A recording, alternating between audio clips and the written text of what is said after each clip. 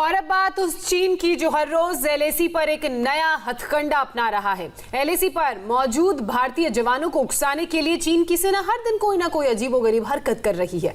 अब तक चीनी सरकार अपने सरकारी भोपू ग्लोबल टाइम्स के जरिए मनोवैज्ञानिक युद्ध चला रही थी। अब मैदान जंग में लाउडस्पीकर के जरिए भारतीय सैनिकों को सरकार के खिलाफ भड़काने में ये जुट गए हैं। फिंगर 4 पर चीनी सेना ने बड़े बड़े लाउडस्पीकर्स लगाए हैं। कभी पंजाबी गाने बजाते हैं तो कभी भारतीय सैनिकों को बरगलाने की कोशिश करते हैं।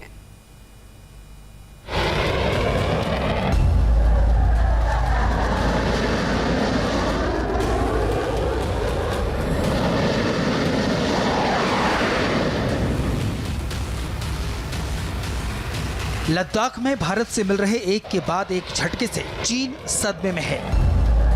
चीन के राष्ट्रपति बौखला गए हैं। कहा चीन की सेना एलएसी पर भारत पर दबाव बनाने की कोशिश कर रही थी और कहा अब भारत की तैयारियों ने चीनी सैनिकों पर ही दबाव बढ़ा दिया है। एलएसी पर चीन की हरकत पर भारत ने ऐसा चक्रव्यूह रचा जिसमें फंसकर चीन बिलबिला रहा है। हिंदुस्तानी सेना के सीक्रेट मिशन ने लद्दाख में पासा पलट कर रख दिया और हेकड़ी दिखाने वाला चीन अब घुटनों पर आ गया है। तभी तो वो बॉर्डर पर वही प्रोपेगेंडा वॉर वाली चाल चल रहा है जो उसने सन 1962 की जंग के दौरान चली थी। चीन ने 1962 की तर्ज पर भारतीय सैनिकों के साथ साइकोलॉजिकल वॉरफेयर शुरू कर दिया है। चीनी सेना ने पैंगोंग झील के फिंगर 4 के आसपास लाउडस्पीकर पर पंजाबी और हिंदी गाना बजाना शुरू कर दिया है। चुशुल में चीनी सेना ने मोल्डो सैन्य ठिकाने पर बड़े बड़े लाउडस्पीकर लगाए हैं। चीनी सेना की तरफ से भारतीय सैनिकों को बरगलाने की कोशिश हो रही है। चीनी सैनिक लाउडस्पीकर पर कह रहे हैं कि ठंड में भारत की सरकार उनकी कोई मदद नहीं कर सकेगी। चीन इसी तरह के साइकोलॉजिकल वॉरफेयर का इस्तेमाल 1962 में भी कर चुका है। मतलब चीन विरोधी के मनोबल को तोड़ने के लिए अपने ही देश के खिलाफ सैनिकों को भड़काता है और युद्ध जीतने की कोशिश करता है। चीनी सेना पंजाबी और हिंदी गानों के साथ अनाउंसमेंट इसलिए कर रही है ताकि पहाड़ की चोटियों पर डटी हुई भारतीय सैनिकों को दिमागी तौर पर अपने साथ मिलाकर भारतीय सेना के मनोबल को तोड़ सके। लेकिन चीन भूल गया है कि जंग के मैदान में शूरवीरों के हौसले और दमखम से आमने सामने की जंग का फैसला होता है। चीन ये भी भूल गया है कि 1962 वाला भारत नहीं है, ये 2020 वाला भारत है जो न सिर्फ बोलता है बल्कि दुश्मन की आंख में आंख डालकर उसे ललकारता भी है।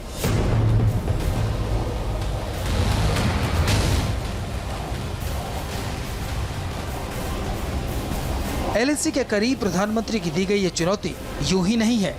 इसके लिए भारतीय सेना के तीनों अंग पूरे दमखम के साथ तैयार हैं। चीन की हर चालबाजी को कुचलने के लिए भारतीय सेना पूरी तरह से तैयार है।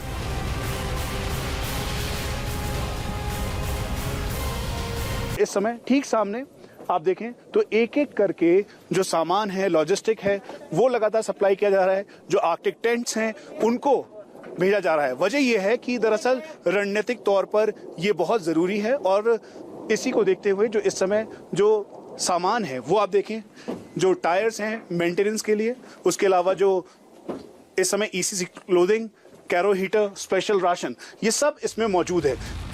चीन ने जो कभी सोचा भी नहीं था वो हो गया है। चीन ने कभी नहीं सोचा था कि भारत ऐसी तैयारी करके एलएसी पर बैठ जाएगा। इसी वजह से वो भारतीय सैनिकों को बरगलाने की कोशिश कर रहा है। जाहिर है चीन जब तक अपनी हरकतों से बाज नहीं आएगा तब तक भारत भी अड़ा रहेगा। मौसम और सर्दी के आसरे भारी पड़ने के मंसूबे पालने वाले चीन की आंखें चौंधिया गई हैं इन तस्वीरों को देखकर, जहां ठंड से बचाने के लिए सैनिकों की सुविधा के सारे साजो सामान फॉरवर्ड पोस्ट तक पहुंचा दिए गए हैं। मतलब कि चीन से मुकाबले के लिए भारतीय शूरवीरों ने मुकम्मल तैयारी कर रखी है।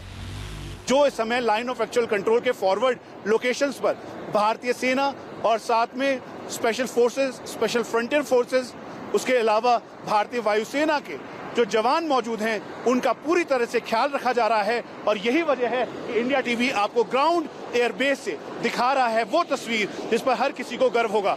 और जैसा कि हम बता रहे थे, लगातार ये सबसे ज्यादा हैवी डिप्लॉयमेंट और बिजी एयरबेस है। इसीलिए हम ठीक सामने कहते कहते ये एक और C-17 ग्लोब मास्टर इस समय नीचे लैंड किया है और ये भी अपने साथ ट्रूप मूवमेंट के साथ साथ जो इस समय रसद है वो लेकर आया है।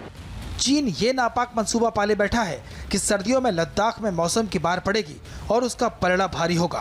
अपने सरकारी भोपू ग्लोबल टाइम्स के जरिए मनोवैज्ञानिक युद्ध चलाने वाला चीन अब मैदान जंग में लाउड स्पीकर के जरिए भारतीय सैनिकों को प्रधानमंत्री नरेंद्र मोदी के खिलाफ भड़काने में जुट गया है। लेकिन वो अब तक ये नहीं समझ पाया कि चीन चाहे हिंदी और पंजाबी गाने चला ले या फिर भोजपुरी या मराठी, चीन की दाल नहीं गलने वाली। नूडल्स खाने वाले चीनी उन जवानों को सर्दी का डर दिखा रहे हैं जो सियाचिन में -40 डिग्री तापमान में शान से सरहद की सुरक्षा करते हैं।